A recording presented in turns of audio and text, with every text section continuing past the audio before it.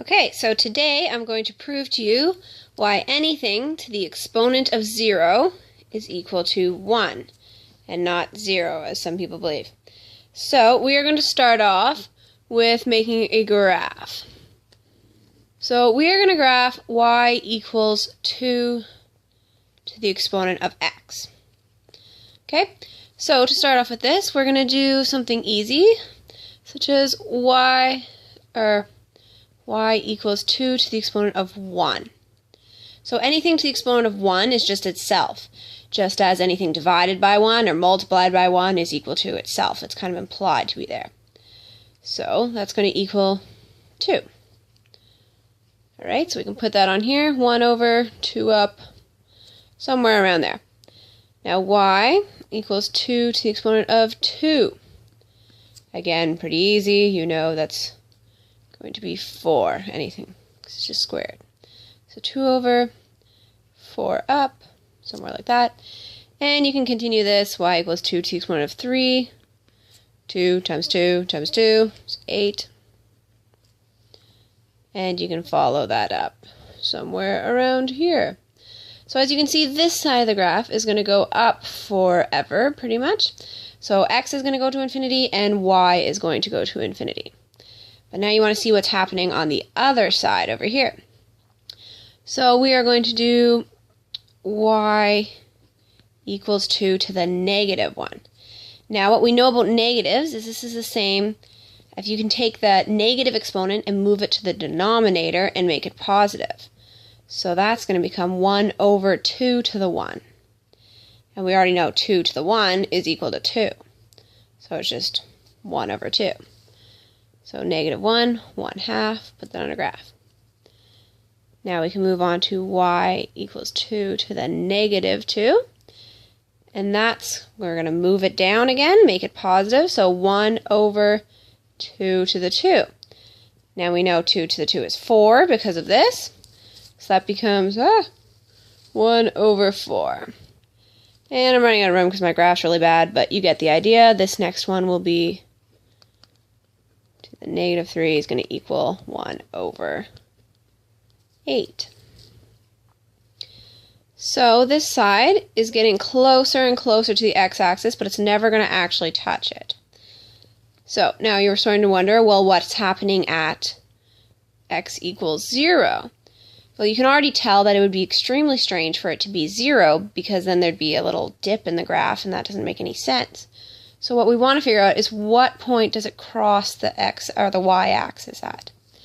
So if you've noticed, for 2 to the exponent of 1 and 2 to the exponent of negative 1, they are each other's reciprocals.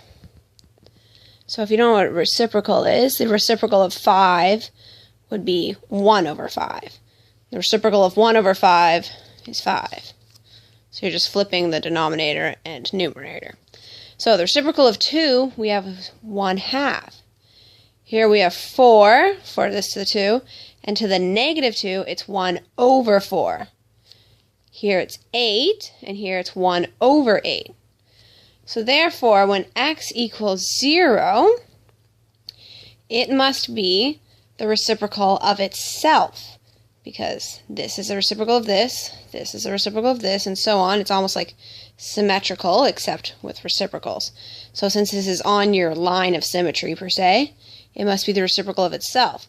So the only number that's a reciprocal of itself would be 1, because 1 over 1, make that into a reciprocal, is still 1 over 1, flipping the top and bottom. So therefore, we know that this must cross at y equals 2 to the exponent of 0 equals 1 over 1. Alright, if that's a little confusing, then you can look at it a different way. So if you know, let's say, if you have like bases, so x to the exponent of 3 and x to the exponent of 4. So here we know we can just add our exponents, and this is going to become x to the exponent of 7, because 3 plus 4 is 7. X times itself 3 times, then times itself another 3, or another 4 times. I'm out of fingers, but anyway, it's going to be 7. So we know we can add these to get this number.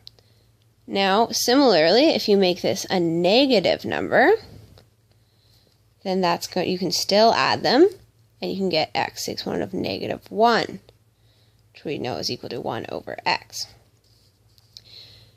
Now, another way you could look at this is bring it down to the denominator in the beginning. So x over 3, or x to the 3, over x to the 4. So we know the answer here must be x to the -1 because it's the same. This is the same as this. So for the answer, it's got to be the same. So how did we get that? We subtracted. Right? 3 minus 4 is -1.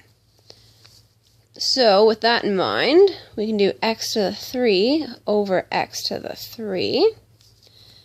And now anything divided by itself, for example, if we go 5 over 5, cross out, it equals 1, right? So we know this equals 1, but what does it also equal? It equals x to the 3 minus 3. So this is equal to x to the 0. So therefore, x to 0 must equal 1. So to resume all of that, because of the graph, we know it's going to cross right through somewhere in between 2 and 1/2, so that's 1. Because of the reciprocals on either side, the only number that's the reciprocal of itself is 1. And because of the exponent laws, then we can tell that x to the exponent of 0 is 1. And yeah, so that is it.